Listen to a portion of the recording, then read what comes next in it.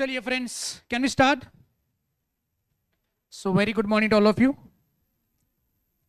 I hope you had a good weekend. All of you. आज मुझको ऐसा लग रहा है कि आज सैटरडे है. I don't know why. Might be because of the atmosphere outside. Might be, no? और आजू बाजू में जो एब्सेंट लोग हैं ना, उनको बता देना, आपके फ्रेंड्स अगर है तो please don't miss the classes. Classes miss करोगे तो फिर दिक्कत हो जाएगी. सैटरडे को एब्सेंट कौन कौन था, जरा हाथ ऊपर करेंगे. सैटरडे को एब्सेंट थे. सैटरडे एब्सेंट क्यों बेटा, क्या हुआ? जरा खड़े हो जाइए. सैटरडे के एब्सेंट वाले बच्चे, सैटरडे एब्सेंट वाले बच्चे खड़े हो जाएंगे. Saturday Saturday Saturday. अच्छा, क्यों बेटा, क्या हुआ? बीमार थे, बीमार. ऑनलाइन देखा. सवाल पूछूंगा मैं. Thank you. सवाल पूछूंगा, जवाब देना चाहिए फिर आपने. बीमार थे, आ जाए डायरेक्ट. फ्राइडे को थे क्या? पिछले 15 दिन से गायब थे आप. क्या बात कर रहे हो? अभी कैसा फील कर रहे हो? Better no? बैठ बैठ. हाँ जी. बीमार था, बीमार था. नाही कुणाच्या? कशाला? मामाची गाव.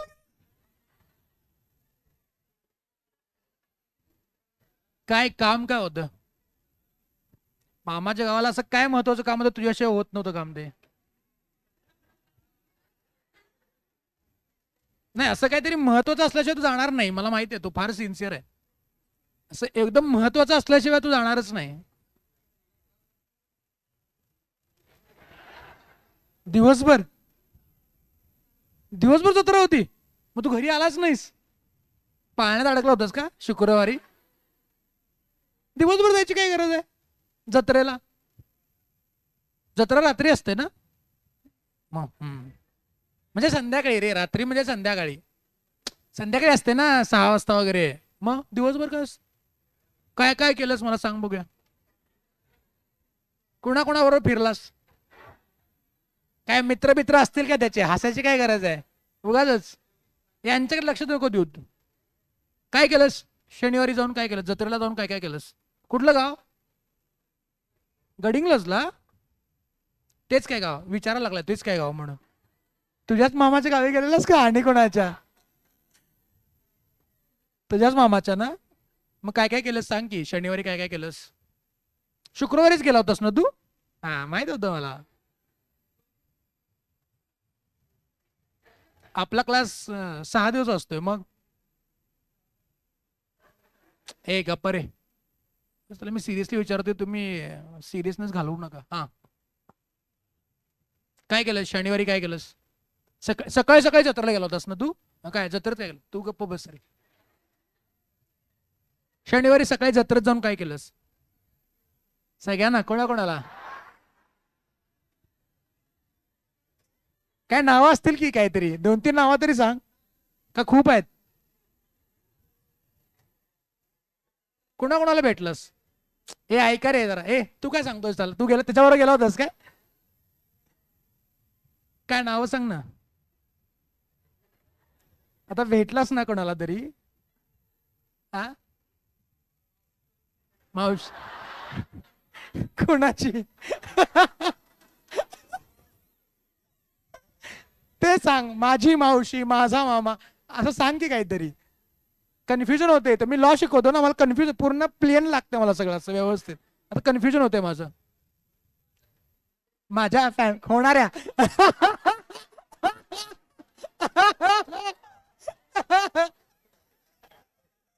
Great great great. असं जत्रा बित्रा असल्यावर क्लास चुकल्यावर कसं होणार रे? आता आम्ही केवढं महत्वाचं शिकलो शनिवारी, विसरलं मग सगळं गेलं तुझं, होय की नाही? बरोबर ना? हा, कौन? तो बीमार था. क्या हुआ था? क्या हुआ था? कुछ नहीं हुआ है उसको, ऐसे ही बीमार था. आवाज ऐकतो मी, पहिल्यांदा ऐकतो तुझा, मला माहित नाही ओरिजिनल आवाज कसा आहे. काय झालं होतं? थ्रोट इन्फेक्शन झालं होतं? म्हणजे घशाला त्रास झाला की तू चालायच पिलायचंच बंद करतोस? मग कणकण आली होती का? कणकण आली होती का? हे ऐक ना रे बाबा, तुला तुझ्या घशाला प्रॉब्लेम झालाय का? त्याचा घशाला झाला, तू सांगेल की त्याचा घसा तो बघेल की. हा, पूर्ण दिवस कुठलंही हॉस्पिटल आहे? आ, खोटं बोलतोयस तू. तिकडे आहे, गार्डनच्या इकडे आहे. गार्डन, तुझं दवाखाना बरोबर गार्डनच्या बाजूलाच कसा काय आहे मला मग काय म्हणाले डॉक्टर, काय म्हणाले? 3 दिवस बेड रेस्ट घ्या. बेड रेस्ट घ्या, घशाला त्रास झाला बेड रेस्टच घ्या. मला पण पाहिजे डॉक्टर. आता बरं वाटतंय ना? जरा जरा चांगला आहे. तू याच्यावर गेला होता का दवाखान्यात? मग ते असतं ना शाळेमध्ये म्हणतं, काल नव्हतंच माझ्या पोटात दुखत होतं, मग तू काल नाही, मी याला घरी सोडायला गेलेलं. काय चाललंय? ट्रिपला कोणाबरोबर? अरे तुम्ही पूर्ण बोलत जा रे मला. कोण? मित्र आणि मित्राची? काय काय? मित्रांबरोबर? बरं बरं बरं बरं. आणि कोण कोण येते तुझ्या मित्रांमध्ये, कोण कोण येते काय? हा, गल्लीतलीच आहे. बरं बरं, चांगलं आहे चांगलं. तू रे, तू याच्या गल्लीत राहतोस का? नाही राहत? हा, हा. ऐका रे, कारण ऐका मला खूप आवडतात. दिदीची? कुणाची दिदी? हा, झाली एंगेजमेंट? काय होतं जेवायला, काय होतं? अरे मग कार्यक्रमाला जेवण चांगलं असतं ना. काल पण मी काय अॅनिव्हर्सरीला गेलो होतो, मस्त तांबडा पांढरा होता, छान होता. हा, बिर्याणी होती. वा, बोलवलं नाहीस मला. ए काय पाहिजे? ए अरे क्लास, बसा बसा बस. जोकचं पाठ, बट क्लास चुकत नका जाऊ रे. अरे क्लास वगैरे चुकवले की शनिवार सगळं गेलं मग. केवढं महत्वाचं शिकलो आहे की नहीं?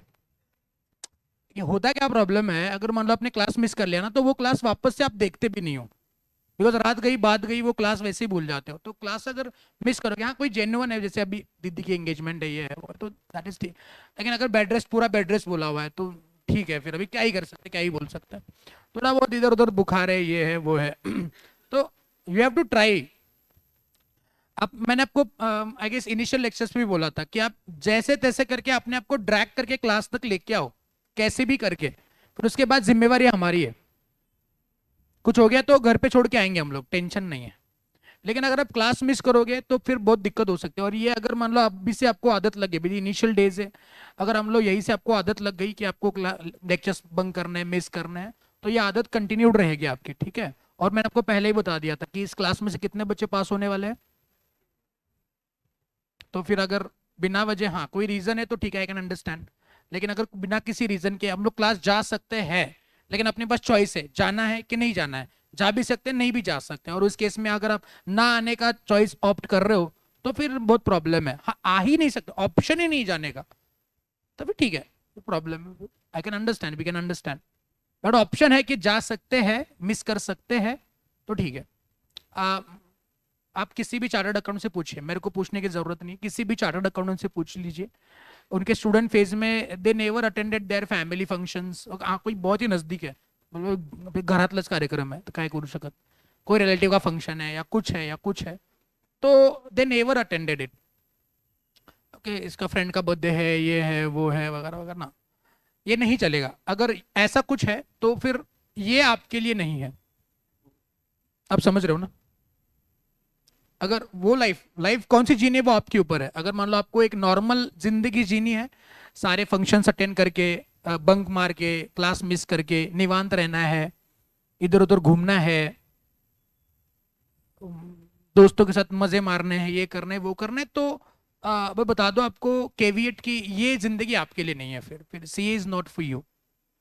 आई am not actually demotivating you.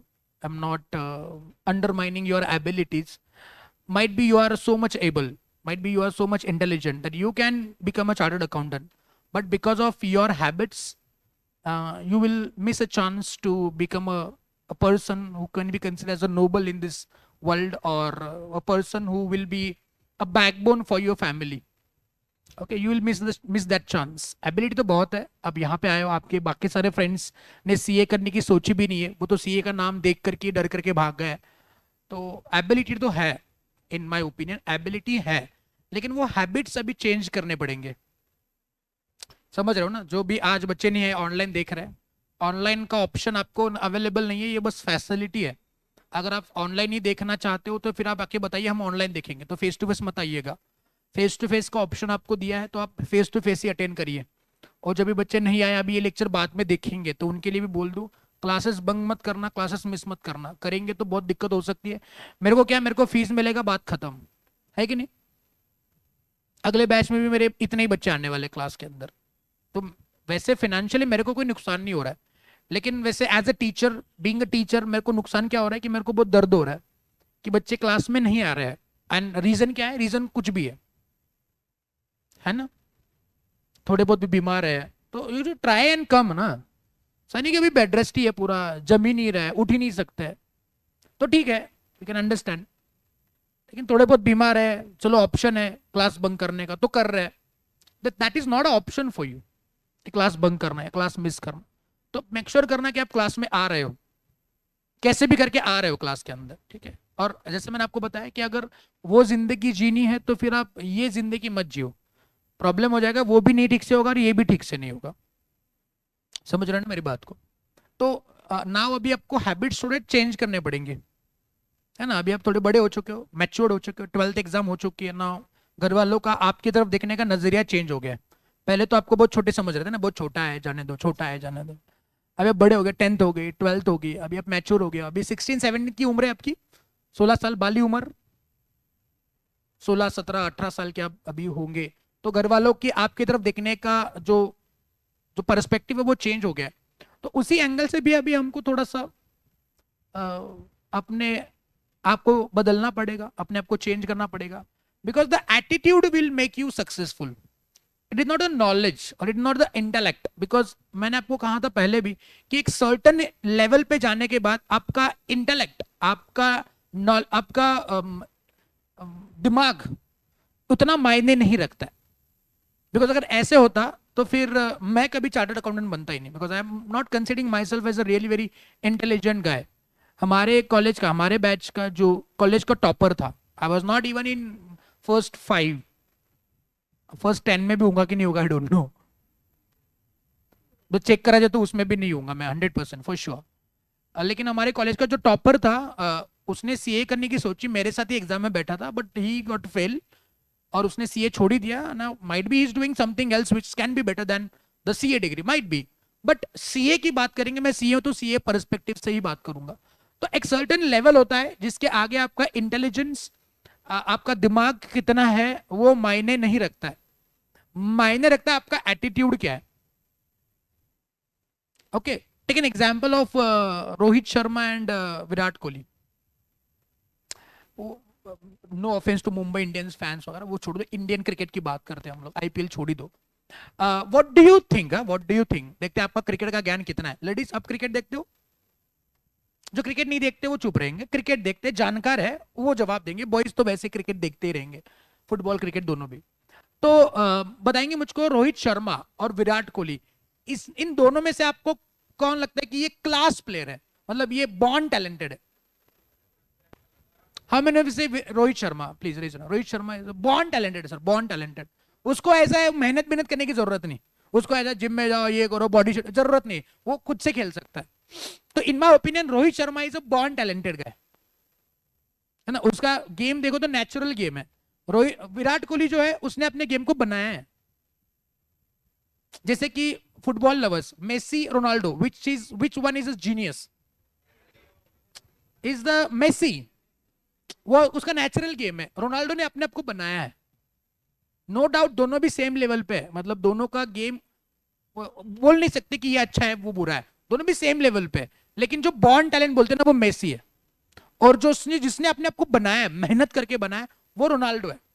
Cricket के अंदर दोनों कंपैरिजन करें तो विराट कोहली खुद को बनाया है उसने, लेकिन रोहित शर्मा बॉर्न 264 कोई नहीं मान सकता भाई। विराट कोहली जिंदगी भर गए 264 नहीं होगा, लिख के लो, लिख के मतलब अभी लिख के लो आप। अगर विराट कोहली ने कभी 264 मारे ना, मैं सिखाना छोड़ दूंगा। अब आना, कभी भी आना, हो नहीं सकता है। बिकॉज ये करने के लिए ना इनबॉर्न जीनियस होना जरूरी है। मिराकल्स बोलते हैं इसको, लीजेंड्स इसको बोलते हैं, मिराकल्स। मिराकल्स हम लोग ये नहीं कर सकते कि हम लोग खुद से अचीव करेंगे या खुद से गेन करेंगे, नहीं हो सकता। मिराकल्स बॉर्न टैलेंटेड लोग ही करते हैं। मेरी बात समझे ना? राहुल द्रविड़ और सचिन तेंदुलकर दोनों का कंपैरिजन बताएंगे, हु इज बॉर्न टैलेंटेड या फिर जीनियस कौन है? सचिन तेंदुलकर। द्रविड़ भी उतना ही क्लास प्लेयर है, लेकिन उसने अपने आप को बनाया मेहनत से। समझ रहे हो ना? तो मैं क्या कह रहा हूं आपसे कि एक सर्टेन लेवल पे जाने के बाद आपका इंटेलिजेंस मायने नहीं रखता है। आज रोहित शर्मा भी उतना ही पॉपुलर है जितना विराट कोहली है, और वैसे देखा जाए तो विराट कोहली उससे ज्यादा है। विराट कोहली रोहित शर्मा से बट टॉप पे ज्यादा रन बनाएगा, लेकिन होशियार कौन था? लेकिन ज्यादा रन बनाए किसने? विराट कोहली। सही की गलत? सही की गलत? सो मैं आपसे ये कह रहा हूं कि discipline is really very important, where in there is I can say 19-20 intelligence. और ज्यादा इंटेलिजेंट हो लेकिन डिसिप्लिन नहीं है, ये तो सबसे खतरनाक। आज बताओ रोहित शर्मा का क्या हाल है, बताओ। ना वो जिम जाता है ना कुछ अपने फिजिक पे काम कर रहा है। उसको देखने के बाद लगता है कि ये धोनी से ज्यादा क्या बोलते, ज्यादा बूढ़ा है। लगता है कि नहीं लगता है, बताओ। बट अगर उसने मान लो विराट कोहली जैसा डिसिप्लिन मेंटेन करा, तो अब इमेजिन करिए बस कि रोहित शर्मा विराट कोहली के जैसा अगर उसने अपना डाइट, अपना फिजिक, अपना एक्सरसाइज रूटीन अगर मेंटेन कर लिया, तो बताओ उससे ज्यादा खतरनाक बैट्समैन इस दुनिया में कोई नहीं है। मगर उसके बाद अपना खुद का बॉर्न टैलेंट है और साथ साथ डिसिप्लिन है। लेकिन प्रॉब्लम क्या है? डिसिप्लिन नहीं है। तो आप होशियार हो लेकिन डिसिप्लिन नहीं है, कोई काम की नहीं कोई चीज। लेकिन अगर आप नॉर्मल हो, एवरेज हो, लेकिन आपके पास डिसिप्लिन है, तो you can do wonders. I am not saying miracles, you can do wonders. Miracles तो बॉर्न टैलेंट लोग ही करते हैं। मैं तो उनके आजू बाजू में भटकता ही नहीं हूं, because I know my limitations na. I cannot do miracles, and I can do wonders with the discipline, with the efforts that I can put in. सही बात समझे? तो आप समझेगा, आप अपने आप को एनालाइज करिए कि हम लोग इंटेलिजेंट है कि हम लोग एवरेज स्टूडेंट है। भले आप इंटेलिजेंट हो, एफर्ट उतना ही इंपॉर्टेंट है। Look at the Rohit Sharma. And if you are average person, above मतलब थोड़े से अबव एवरेज। अब एवरेज लोग तो सीए करते ही नहीं है, थोड़े से अबव एवरेज होते हैं वो सीए करते हैं। और उनके पास डिसिप्लिन अगर नहीं होगा तो वैसे उन्हें करना कुछ है नहीं जिंदगी में, बिकॉज ना वो होशियार है और ना कुछ कर रहे हैं। लेकिन उन लोगों ने अगर मान लो कोई डिसिप्लिन अपनी जिंदगी में लाया, तो वो लोग तो जीनियस लोगों से भी ऊपर जा सकते हैं। Look at what the Virat Kohli. सही की गलत? आज सबसे ज्यादा गोल किसके है? सबसे ज्यादा गोल किसके है? Ronaldo. But you are considering the Messi as a genius. तो जो एवरेज पर्सन है वो मेहनत से जीनियस पर्सन को भी पीछे छोड़ रहा है। क्रिकेट का भी सेम एग्जांपल है। और गेम जो होता है अपनी जिंदगी का, ये गेम ही तो है, और क्या है? It's a game that we are playing into. और अगर इस गेम में डिसिप्लिन नहीं होगा, अगर आप मेहनत नहीं करोगे डे बाय डे, तो फिर प्रॉब्लम होगा। और मेहनत तो करना क्या है भाई? कुछ नहीं करना है, बस आपको क्लास में आके बैठना है, घर पे जाके होमवर्क करना है। सही की गलत? आपको किसी ने यहाँ पे आने के बाद मैं बोलता हूँ आपको कि जाओ किसी एक बड़े ग्राउंड के ना 10 चक्कर लगाओ, चलो भागो दौड़ो। फिजिकली की तरास है ही नहीं, बस मेंटली थोड़ा तरास हो सकता है। तरास बोलते थोड़ा कम लगता है ना, तरास मतलब बहुत होता है। मेंटली थोड़ा सा तरास है। फिजिकल तो मैंने आपको बोला ही नहीं कि ये करो वो करो, बोले 100 पुशअप्स करो, बोला क्या? काम ना दामाने उघड्या अंगाला घाम, मराठी में सेइंग है, दादी जी बोलती थी मेरी, वो याद है मेरे को, दादी की बातें आज भी याद है ना। दादी क्या बोलती थी, अगर मान लो हम कुछ भी नहीं करे ऐसे ही बैठे हुए काम करने के लिए बोला करते ही नहीं, तो दादी क्या बोलती थी, काय आला असाच बसलाय सुंब्या, काम नाही दमाने उघड्या अंगाला घाम. इसका मतलब क्या होता है कि कर सकता है, ये तो ऐसा बैठा सोया है, कुछ काम भी नाही करताय, उगाच याला त्रास होतोय म्हणे. काही त्रास नाही आपल्याला, काही त्रास नाही, बरोबर ना. तो थोड़ा सा माइंडसेट चेंज करना पड़ेगा अभी, माइंडसेट चेंज करना पड़ेगा, डिसिप्लिन रहना पड़ेगा. डिसिप्लिन मतलब फोकस करना है कि हमको करना क्या है, बस यही करना है, तो बात खत्म. यही करो और कुछ ना करो. बाकी कुछ करेंगे तो फिर ठीक है, सीए छोड़ दो, बाकी कुछ करो, है ना. सही कि गलत, मैं झूठ बोलिया. इतने सीरियस क्यों हो गए. मैंने कहा था सिंसियर बनो. मेरे को आईसीयू में आने जैसा फील हो रहा है यहाँ पे. सिंसियर बनो, सीरियस होने की कोई जरूरत नहीं है. Don't take yourself seriously, too seriously. मैंने अपने आप को कभी सीरियस नहीं लिया है. क्यों बताओ. वो परसों मैंने इंस्टाग्राम पे एक वीडियो रील या यूट्यूब पे देखा कि अपना कितना बड़ा यूनिवर्स है. यूनिवर्स कितना बड़ा है कि नहीं. अब तक किसी ने यूनिवर्स कितना बड़ा है वो काउंट ही नहीं करा हुआ है कि भैया इतना बड़ा यूनिवर्स है. इस यूनिवर्स के अंदर कितने सारे गैलेक्सीज होंगे, है कि नहीं. उन गैलेक्सीज के अंदर कितने ग्रह होंगे, उसके अंदर भी हो सकता है कोई इंसान या अपने लायक चीज कोई होगी, कोई वहां पे एलियंस बोलते हैं उसको, पीके. कितने सारे पीके होंगे, कितने सारे ग्रह पे, है ना. अपनी गैलेक्सी है, उस गैलेक्सी के अंदर हम बोलते हैं क्या, सारे ग्रह है. उस ग्रह के अंदर एक सूरज है, सूरज के साथ साथ और ग्रह है, उसके अंदर एक पृथ्वी आती है ना. इतना बड़ा यूनिवर्स, गैलेक्सी के अंदर भी कुछ होगा, उसके अंदर भी एक पृथ्वी है, छोटा सा गोला, है ना. उस गोले के अंदर बहुत कुछ है. उसके अंदर फिर कॉन्टिनेंट्स है. एशिया नाम का कॉन्टिनेंट है. उस कॉन्टिनेंट के अंदर एक छोटा सा देश है. उस देश के अंदर एक छोटा सा राज्य है, स्टेट. उस स्टेट के अंदर एक डिस्ट्रिक्ट है. एक डिस्ट्रिक्ट के अंदर एक सिटी आती है. उस सिटी के अंदर एक मोहल्ला आता है.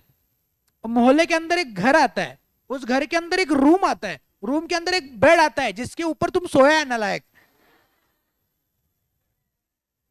आप समझो बात को, इतना बड़ा यूनिवर्स है. यू आर नहीं, कुछ भी नहीं दिखता. यूनिवर्स तुम दिखोगे क्या बताओ. अरे यूनिवर्स तुम्हारी पृथ्वी नहीं दिखती है, तुम क्या घंटा दिखोगे. तुम्हें आणि मी काळाच्या पडद्यावर एक छोटासा ठिपका है. और उससे भी बात समझो. आप इतने छोटे बेड पे पड़े हो, तुम्हारी उम्र कितनी है. अभी जियो 50 साल मैक्सिमम. मतलब मैं तो ओवर टाइम में जी रहा हूं अभी. मैं अब लोगों का लाइफ एक्सपेक्टेंसी रेशियो कितना कम हो गया ना अभी. पहले तो कितना 70 75 80 साल जीते थे लोग. अभी तो 60 में लोग लुढ़क जाते हैं. मतलब 50 के ऊपर चला गया बोलते बोनस हो गया, थैंक गॉड. एवरीडे सुबह उठ करके भगवान, क्योंकि रात को सोया सुबह उठेगा नहीं उठेगा उसको पता ही नहीं है. बिकॉज प्रॉब्लम है, हम खाते क्या, एक्सरसाइज वगैरह, whatever the things are circumstances are there, but above 50 it is a bonus for us. तो मानते 50 साल, तो तुम्हारी उम्र 50 साल है. बताओ 50 साल के बाद तो तुम हो कि नहीं हो ये मायने ही नहीं रखता है किसी की जिंदगी में. तुम्हारे दादाजी दादी जी आज होंगे नहीं होंगे, आई डोंट नो. उनके माता जी पे, तुम्हारे आजू बाजू में जो थे, जो बूढ़े लोग जो मर गए, बताओ वो लोग आज दुनिया में नहीं है, तुमको कोई फर्क पड़ा क्या. तुम्हारे दादाजी दादी जी किसी के ऑफ हो गए क्या. दादा दादी किसी को ऑफ हो गया, नाना नानी कोई तो ऑफ हुआ रहेगा घर पे. उनके जाने से तुम्हारी जिंदगी में कोई फर्क पड़ा है क्या. नहीं वो मरे मैं हंसूंगा नहीं. कुछ नहीं होता, कुछ नहीं होता. किसी के अगर किसी औरत का अगर पति मरा है तो मैक्सिमम वो 1 महीना 2 महीने तक चुपचाप रहेगी, कुछ सहन कर लेगी. उसके बाद कॉमेडी सीरियल लगा टीवी पे तो हंसेगी नहीं क्या. बताओ नहीं हंसेगी. हंसेगी ना. क्यों नहीं, मैं रोऊंगी, मेरा पति मर गया. कोई किसी के लिए मायने नहीं रखता है, ये बस टाइमिंग की बात होती है. इसलिए मैंने कहा ना, मराठी में कहा ना, काळाच्या पडद्यावर एक ठिपका है. काळ बदलला, ठिपका गेला. बरोबर ना. आज मैं यहाँ पे नहीं होता, कोई और आके लॉ सिखाता. मेरी कोई इज्जत नहीं है। आज ईपीए क्लास कोल्हापुर में नहीं होता, कोई और क्लास होता, आप किसी और क्लास में जाते। ईपीए है इसलिए आप सीईओ। ये गलतफहमी में मत रहना। तूच आहेस तुझ्या जीवनाचा शिल्पकार।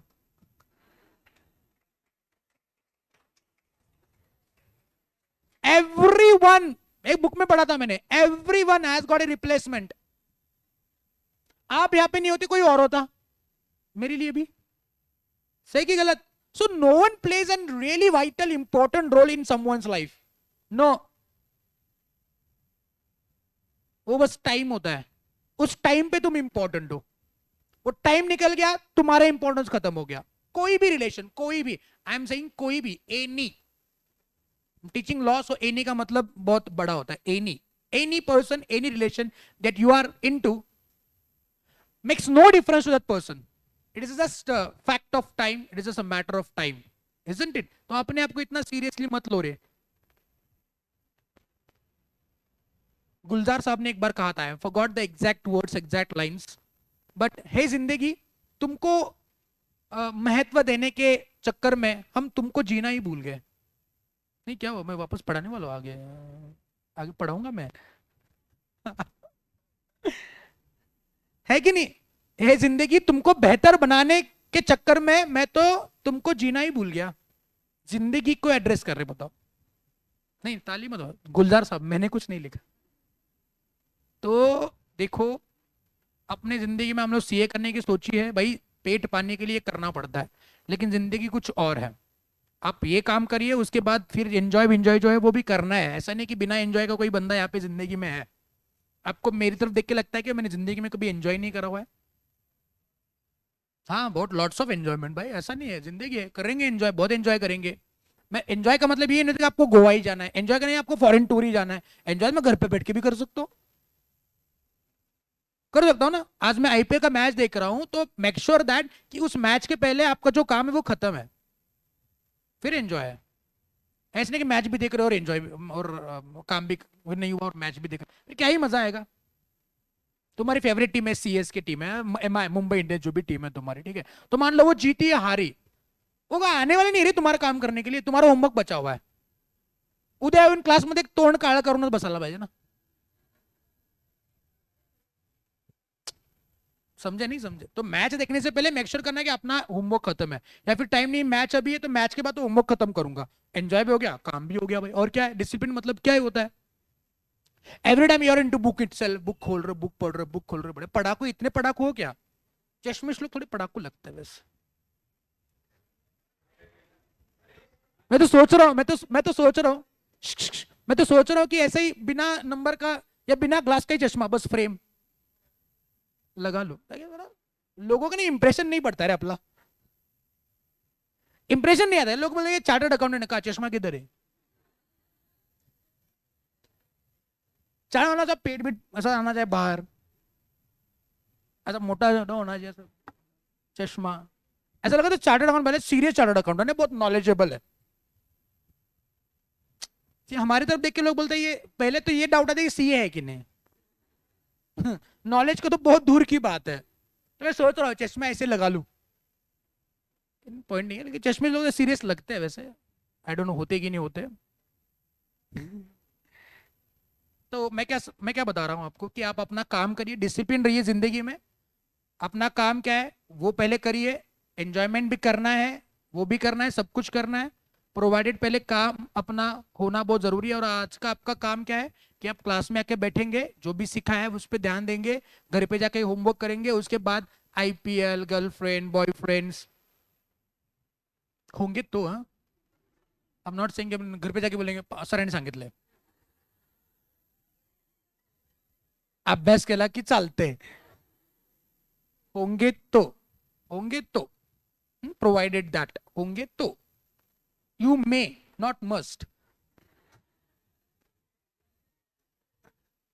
और सीए बनने के बाद ये सारी बातें करोगे तो मैं मानूंगा सही है, सीए बनने के पहले ही करोगे तो प्रॉब्लम है। फिर क्या हो जाएगा, सीए बनने के पहले आप या आप किसी पीछे भागोगे, सीए छूट जाएगा। सीए बनने के बाद लोग आपके पीछे भागेंगे, सीना लगे। सीए बनने के बाद ऑप्शंस बहुत ओपन हो जाते हैं आपके लिए। काय के लिए सीए बनने के पहले किसी एक के पीछे भागना है कि नहीं?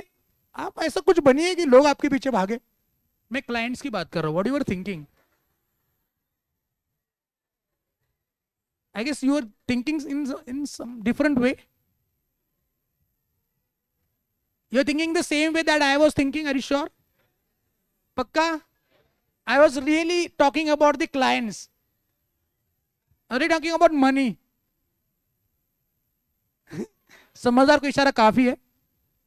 सब कुछ बाद में, सब कुछ बाद में। सीए बनने के पहले कुछ नाही आता, आता आहे त्याचं काय करूस? ये डाऊट कुछ लोगों के मन में आहे, आता माझं काय करू? सांगून टाकू का नको म्हणून? आमच्या सरांनी सांगितले नाही करायचं. आता काय म्हणजे ठीक आहे, करा काहीतरी ऍडजस्ट, काहीतरी करा, टाइम काढा त्यातनं काहीतरी. नाहीतरी काम करा, त्यांचं पण रजिस्ट्रेशन करून टाका, म्हणजे मग आपलं दुःख कळेल. नाहीतर काय होईल, तुम्ही अभ्यास आहे रे, नाही रे अजून नाही जमणार, म्हणजे झालं काय असं असं तसं.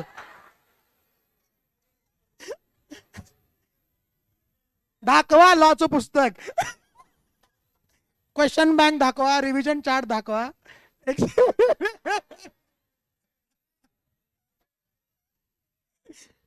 नहीं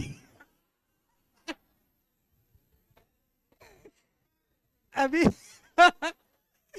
देखा, मेरी बीवी चार्टर्ड अकाउंटेंट, इसका मतलब ये नहीं कि मैंने उसका रजिस्ट्रेशन करा, उसने खुद ने करा हुआ है रजिस्ट्रेशन, मैंने नहीं करा था. चलिए अपना डिस्कशन कहीं और जा रहा है, तो better we move on to the topic itself. नालायको. सर कुछ बात बता रहे हैं, बहुत ही इंपॉर्टेंट बता रहे हैं, तुम सर पे ही फिसल रहे हो. हाँ? वैसे शादी की बात निकली तो बात बताता हूँ. मैंने खुद से जाके मतलब ऐसा नहीं बोला कि मैं कुछ शादी करनी है तुमसे वगैरह, कुछ नहीं. उसने आके मुझको बताया कि मैं तुमसे शादी नहीं. यू यू नहीं नहीं, आप मानोगे नहीं बात को, कि मेरे पापा ने जाकर के उसके पापा से जाके बात करे कि इधर की शादी बना दो. मेरे पापा जाकर के सुप्रिया के पापा से जाके मिले, बोले कि इन दोनों की शादी कर दो अभी. तो मैंने, हमारा कोई क्या हुआ, क्या हुआ, क्या हुआ, क्या हुआ? जेलस.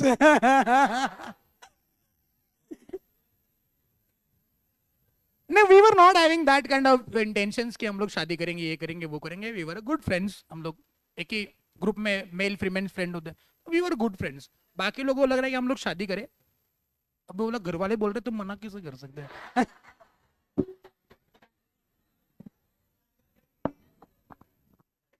मन में लड्डू फूटा वाला. ठीक है चलिए, तभी मेरी शादी छोड़ो, अब अपनी शादी की चिंता करो, फ्यूचर में होने वाले. ऐसा कुछ बनोगे, अच्छे अच्छे इंसान बनोगे. अच्छा इंसान बनना बहुत जरूरी है. अच्छे इंसान बनोगे और अच्छे इंसान के साथ साथ एक अच्छे चार्टर्ड अकाउंटेंट बनोगे, नॉलेजेबल बनोगे, तो फिर ऐसे सबके नसीब अच्छे होते बेटा.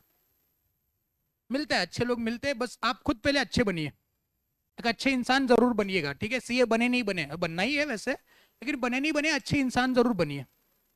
ठीक है चलिए. सो फ्रेंड्स, लास्ट लेक्चर पे आई गेस हम लोग एक्सेप्शन डिस्कस कर रहे थे, इजंट इट? सारे एक्सेप्शन हो गए क्या? सारे हो गए, मतलब यूनिट 2 खत्म हो गया अपना. क्या बात कर रहे हो? चलो फटाक से यूनिट नंबर 2 को रिवाइज करते हैं फिर. ठीक है, देखो यूनिट नंबर 2 के अंदर है ना, ज्यादा बातें है नहीं, बस 2-3 बातें, उसको फटाक से रिवाइज करते हैं. तो सबसे पहले हमने देखा था यूनिट नंबर 2 के अंदर the definition of consideration, isn't it? तो बताएंगे what was the definition? When the at the desire of the promiser, promisee or any other person, or abstain from doing. हाँ हो गया हो गया, आई गॉट टू नो. बताएंगे मुझको कि इस कंसिडरेशन को एक वैलिड अच्छा कंसिडरेशन बनने के लिए क्या क्या जरूरत है. पहला, it must move at the desire of the promisor. Case study बताएंगे. दूसरा, it may move from promisee और केसरी बताएंगे। Next one, it can be executory, it can be executed, it can be past present और future, it need not to be. Example याद है ना तुमको। नेक्स्ट वन, परफॉर्मेंस, जो उसकी लीगल ड्यूटी है उसको छोड़ करके और कोई कंसिडरेशन क्लेम कर सकता है क्या? एग्जाम्पल क्या था वो एडवोकेट का। उसके बाद consideration must be not a. Example बताओ। हाँ जी, क्या? चांद तारे, हाँ चांद तारे। नेक्स्ट वन, कंसिडरेशन क्या नहीं होना चाहिए? Unlawful, immoral, oppose to public policy. Example क्या है? वो हम लोग पैसा दे रहे हैं to obtain a government job, to seek a government job. सही बात? अरे झेपे आ गया। चलिए नेक्स्ट वन, हमने देखा था कि ऐसे कौन से कॉन्ट्रैक्ट है जिसके अंदर कंसिडरेशन नहीं है लेकिन फिर भी वो कॉन्ट्रैक्ट क्या है? वैलिड है। तो जनरल रूल बन के क्या आता है? No consideration no contract. But yes, there are still some contract जिसके अंदर कंसिडरेशन, इधर का पॉपुलेशन कंसिडरेशन लेकिन फिर भी कॉन्ट्रैक्ट। पहला एक्सेप्शन बताएंगे, ये पॉपुलेशन बताएगा। पहला एक्सेप्शन, कंडीशन बताओ। ऐसे पढ़ाया था क्या मैंने आपको? चलो सब लोग देखो इधर, देखो इधर। हाँ चलो, ए ताली नालायक, चुप रहे। हाँ देखो कैसे करो, नॅचरल लेवल। अब प्रेम पायात आहे तुमच्या। 1 2 3 स्टार्ट, कम ऑन।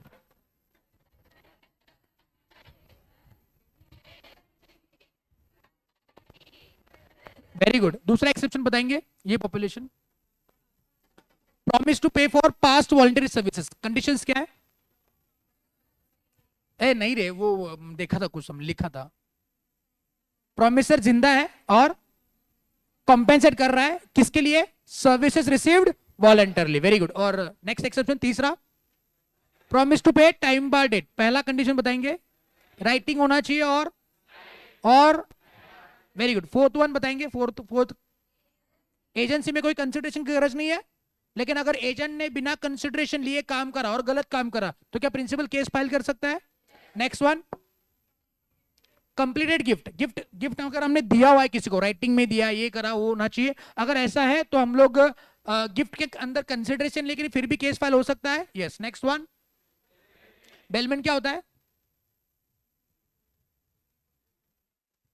गुड्स की पोजीशन किसी और को देते हैं और वो पर्पस फुलफिल होने के बाद गुड्स वापस लेते हैं। क्या एग्जांपल था?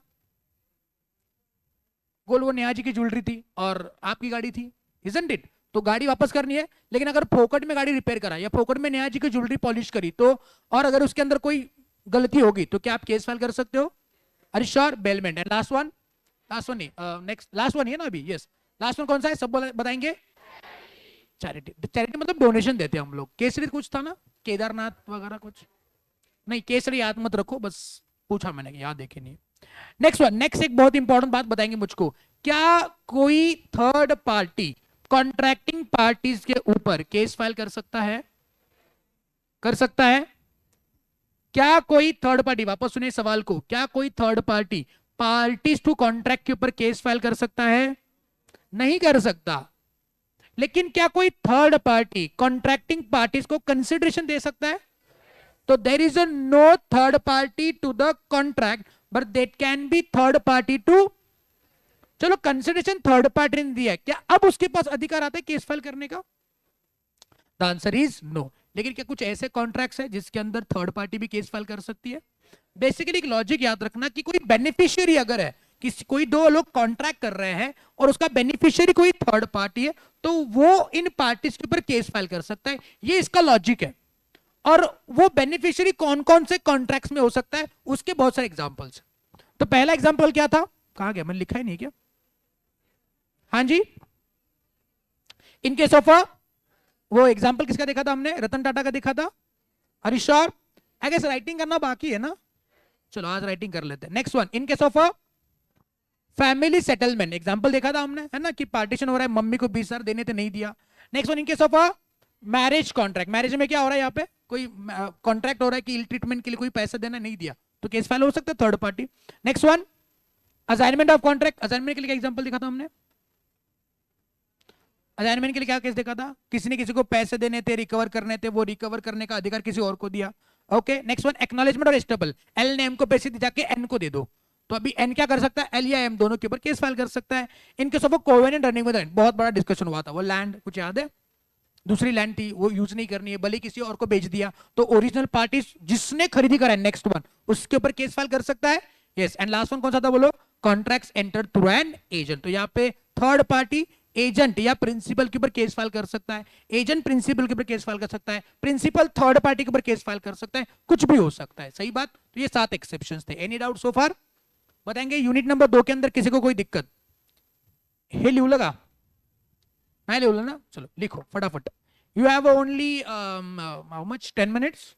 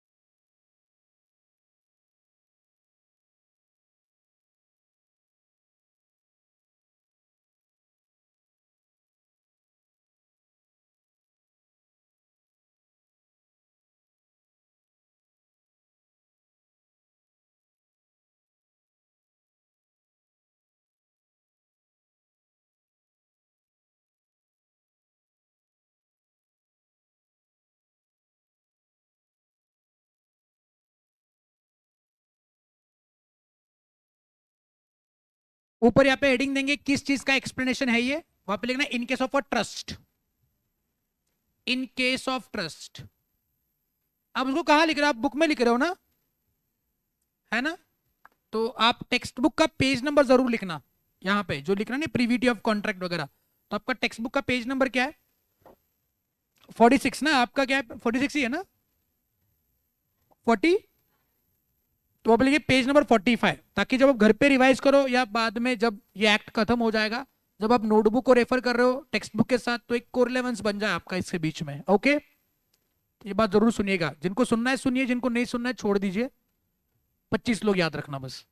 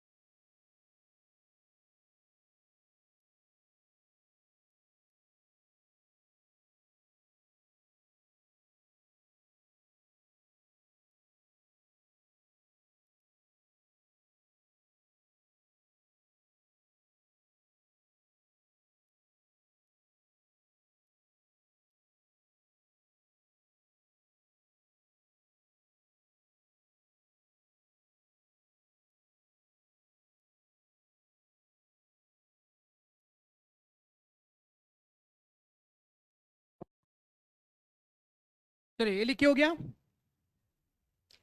बेटा। ये थोड़ा सा दरवाजा थोड़ा सा आगे कर दो बेटा।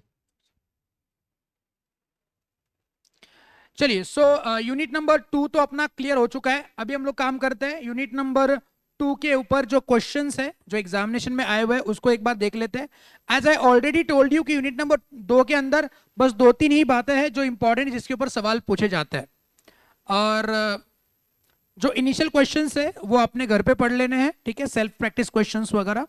पास्ट ईयर के जो एग्जाम क्वेश्चंस है उसको हम डिस्कस करेंगे। तो पहला सवाल आपके कंप्यूटर स्क्रीन पे ये रहा, A stranger to a consideration can enforce the contract. Correct कि इनकरेक्ट? सोच समझ के जवाब देना। आपका एक गलत जवाब आपको नीचे लेके आ सकता है 10,000 पे। A stranger to a consideration can enforce the contract. Correct और इनकरेक्ट? Are you sure? मतलब there can be a stranger to consideration? The answer is yes. उसके बाद adequacy of consideration cannot be taken into account by the courts in determining whether the consent was given freely. बताएंगे क्या consideration adequate होना चाहिए कि इनएडिक्वेट होना चाहिए? इनएडिक्वेट होगा तो चलेगा, तो यहां पे लिखा है कि inadequacy can not be considered. तो बताएंगे क्या ये इनएडिक्वेसी कंसिडर होनी चाहिए कि नहीं होनी चाहिए? अरे श्योर, तो आंसर क्या आएगा? इनकरेक्ट। कि आपका एडिक्वेट है कंसिडरेशन की इनएडिक्वेट है, कोई मायने नहीं रखता है। क्वेश्चन बैंक लाए हो तो बाजू में लिख दो, क्वेश्चन बैंक लाए हो, good, congratulations. Next one, consideration in a contract of sale of goods can also be paid partly in money and partly in goods. The answer is incorrect. Okay, तो यहाँ पे करेक्ट करना, answer is incorrect. यहाँ पे update करना incorrect, इसलिए बोलता हूं क्वेश्चन बैंक भी लाया करो। आपका कंसिडरेशन क्या होना चाहिए बोलो? इन अ वे देखा जाए तो ये आंसर करेक्ट भी हो सकता है। कैसे बोलो? बिकॉज ये मनी कंसिडरेशन कुछ तो है ना, समझे कि नहीं समझे? पूरा पूरा कंसिडरेशन इन काइंड नहीं होगा, अगर थोड़ा भी मनी में है तो वही कंसिडरेशन वैलिड माना जाएगा। तो इन वे देखा तो करेक्ट भी है इनकरेक्ट भी है, हम क्या लिखेंगे? इनकरेक्ट लिख करके आ जाएंगे, ठीक है। Next one, consideration may move even from a person who is not party to the contract. Correct incorrect? Correct. A promise to take either rice or smuggled अफीम for a consideration of 1,000 is wholly void. ये अभी पिछले chapter का question consideration के साथ जोड़ करके पूछा हुआ है। किसी ने एक प्रॉमिस करा हुआ है कि वो 1,000 के बदले राइस लेगा या ड्रग्स वगैरह लेगा, तो ये पूरा पूरा वॉइड है, इनकरेक्ट। ये राइस के लिए तो वैलिड है ना। अगर किसी पर्सन ने केस फाइल करा कि मैंने उसको 1,000 रुपए देने थे, बदले में उसने मुझको राइस देना था, तो वो तो इन्फोर्सिबल होगा ना। ड्रग्स के लिए नहीं होगा, ये कोई कोलैटरल नहीं है। कोलैटरल मतलब क्या? डिपेंडिंग कॉन्ट्रैक्ट, कि एक ही कॉन्ट्रैक्ट है, ये या फिर ये, ऐसा कॉन्ट्रैक्ट है। Okay, next one, consideration may be present future but not past. Are you sure? Consideration for sale of goods must be in terms of money. Consideration may be present future but not past. Incorrect, it can be past, present or future. देखिए 1994 का सवाल है 5 mark के लिए। When a contract is valid even without consideration. वाह क्या सवाल है, इसका आंसर तो मतलब आप नींद में भी हो तो भी आना चाहिए। तो पहला केस बताएंगे जहां पे कंसिडरेशन नहीं लेकिन फिर भी contract valid, is all set to go, already करके बैठा हुआ है। तो पहला कौन सा बोलो? दूसरा, तीसरा, टाइम बार्ड है, चौथा, next one, next one, next one and बस, बस हो गया। तो answer you can see here.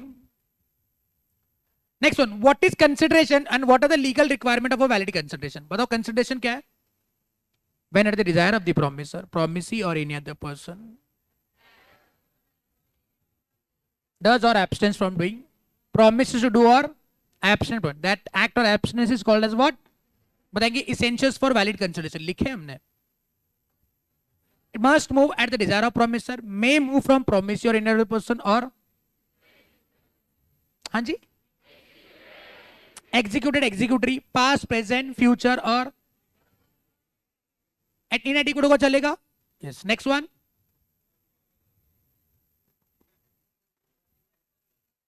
Performance of legal duty. अच्छा, और रियल नॉट इल्यूजनरी और must not be unlawful, immoral and oppose to, इसको होमवर्क मार्क करेंगे. This question marked as homework. This question marked as homework. Question bank daily आपके साथ होना चाहिए. एक बार रिवीजन चार्ट नहीं होगा चलेगा, क्वेश्चन बैंक डेली आपके साथ कैरी करनी है. बिकॉज वैसे मैंने कहा कि कुछ क्वेश्चंस के आंसर इंस्टीट्यूट गलत लिख के दे दिया है, तो उसको करेक्ट भी करेंगे हम लोग. कुछ नाही, बस थोडा एक मला वाटतं एक 250 ग्रॅम वजन जास्त होईल बॅग मध्ये.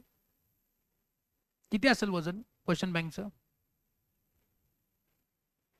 अराउंड 250 ग्राम असेल का 100 ग्रॅमच आहे? नेहाजी चेक करत इसलिए पूछा. हाँ 500 ग्रॅम. तुमच्या मेंदूचं नव्हे, क्वेश्चन बँकचं वजन विचारलं. एक 100 ग्रॅम असेल, 200 ग्रॅम असेल ना.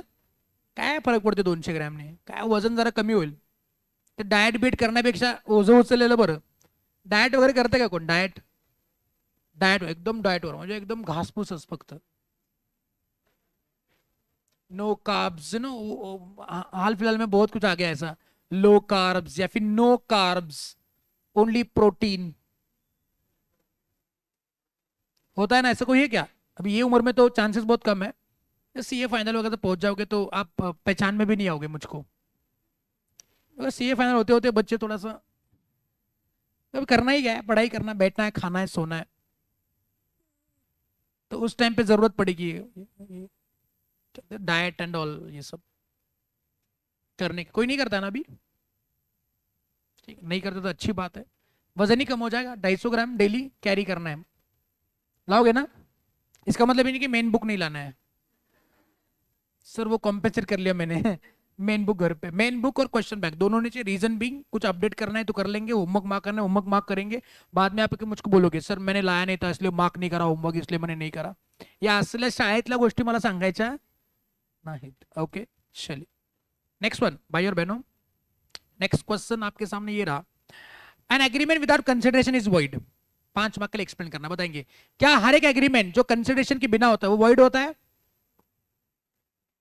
जनरल रूल तो यही है, लेकिन ऐसा हर एक केस में नहीं होता है, उसके कुछ एक्सेप्शंस है. Exception you know this isn't it?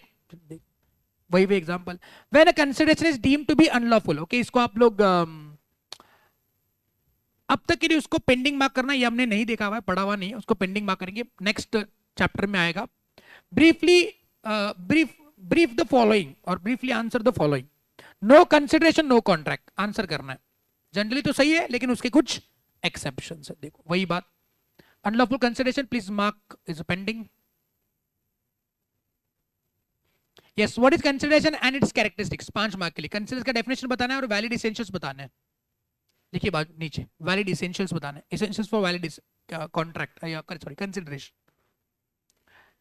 Next one, state the exception to the rule. An agreement without consideration is void. May 18 पहला फाउंडेशन का जो एग्जाम हुआ था उसके अंदर सवाल 5 मार्क के लिए. तो अभी जो आपने याद करा वो 5 मार्क का क्वेश्चन है. Next one, define consideration and what are the legal rules regarding the valid consideration. 7 mark के लिए सवाल. Oh my god. November 2019. Consider का डेफिनेशन बताना है और इसेंशियल बताने जो आपने याद करे थे. वो consideration must move at the desire of the promisor, may move from promisor और एनी अदर पर्सन. है ना? अपनी होमवर्क मार्क करा है ना ऑलरेडी ऊपर. सिमिलर क्वेश्चन होमवर्क मार्क करा हुआ है ना कि दूसरा कोई था? यही था ना, यही वाला था ना. इसेंशियल्स वही तो. यस जनवरी 21 का सवाल है, पढ़िए जरा जोर से पढ़िए. जनवरी 21 मतलब अभी लेटेस्ट एग्जामिनेशन सवाल है. पढ़िए 1 2 3 स्टार्ट.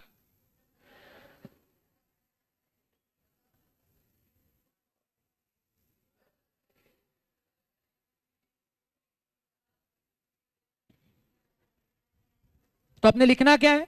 पहले बताना है कि no consideration no contract. Okay ये तो जनरल रूल बनता है कि there must be a consideration as per the definition of consideration. There must be consideration. If there is no consideration, the contract is and not a contract. The agreement is not a contract, not enforceable.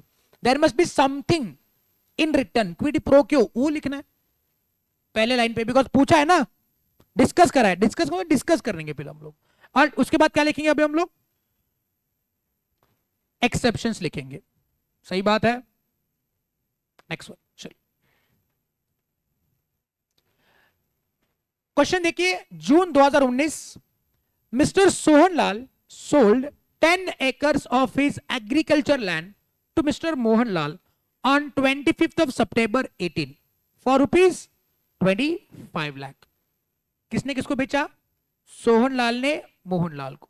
The property papers mentioned a condition amongst the other details that whosoever purchaser of the land is free to use 9 acres as per his choice, but the remaining 1 acre has to be allowed to be used by Mr. Chotelal, the son of the seller, that is Sohanlal, for carrying out the farming and other activities of his choice.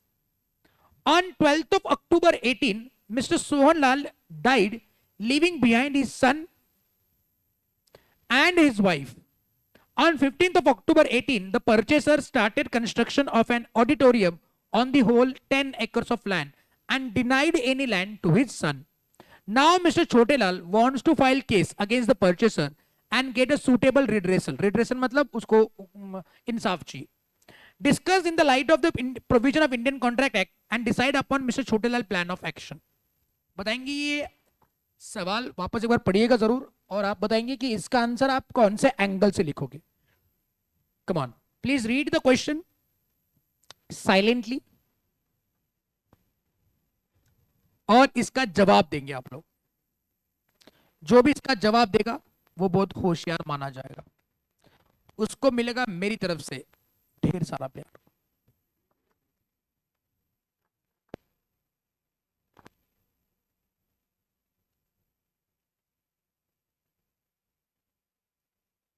Question bank नहीं लाओगे तो ऐसा screen की तरफ देखना पड़ेगा. आपली सख्खी question bank घेऊन यायचं उद्यापासून.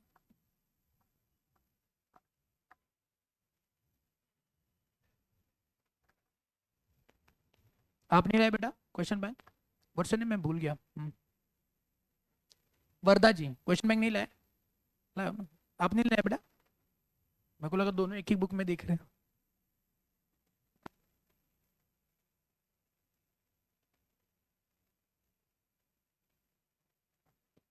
पढ़ लिया? पाठ करायला सांगितलेलं नाही.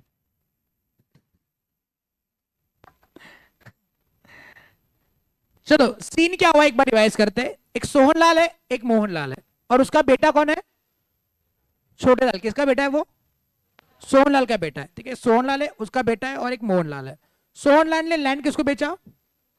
कितना लैंड है टोटल? 10 एकड़ का. उसमें से उसने क्या कहा? 9 एकड़ अपने हिसाब से इस्तेमाल करो, 1 एकड़ मेरे बेटे को देना है जो एग्रीकल्चर पर्पज के लिए इस्तेमाल करेगा. फिर सोहनलाल ने क्या करा? वो पूरे लैंड के ऊपर एक हॉल, शादी का हॉल, ऑडिटोरियम बनाना शुरू करा. फिर छोटेलाल जो सोहनलाल का बेटा है उसने केस फाइल करा कि भैया आप मेरे को ना 1 एकड़ का लैंड देना है, आप नहीं दे रहे हो, प्लीज मुझको मेरा 1 एकड़ लैंड दे दो. बिकॉज सोहनलाल मर गया है. तो छोटेलाल ने जो एक्शन लिया है वो सही है कि गलत है? और सही है तो उसका लॉजिक क्या है? हाँ जी, आप किस एंगल से लिखेंगे? Covenant running with the land? Are you sure? या कोई और है? कोई और है? कुछ और? कुछ और? बेनिफिशियरी?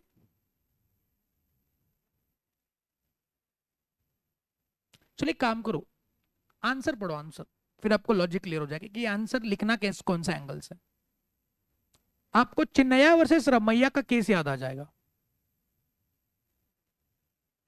देखो इंस्टीट्यूट ने बड़ा ही ट्रिकी क्वेश्चन पूछे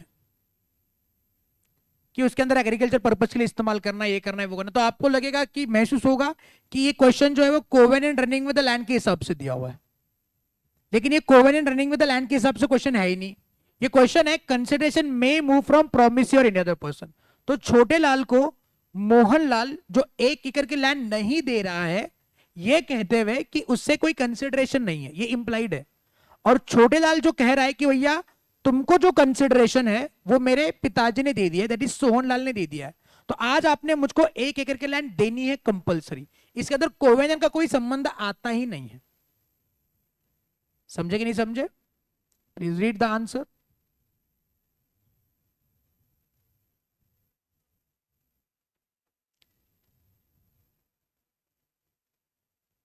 हाँ, क्वेश्चन बैंक नहीं लाया हो ना?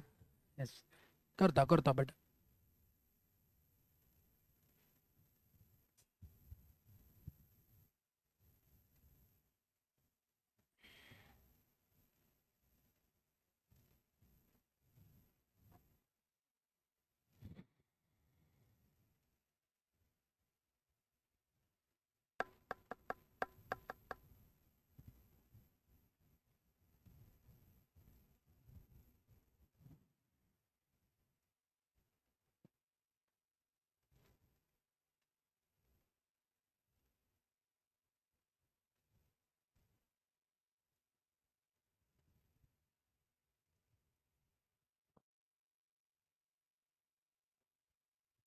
चलिए, पढ़ लिया?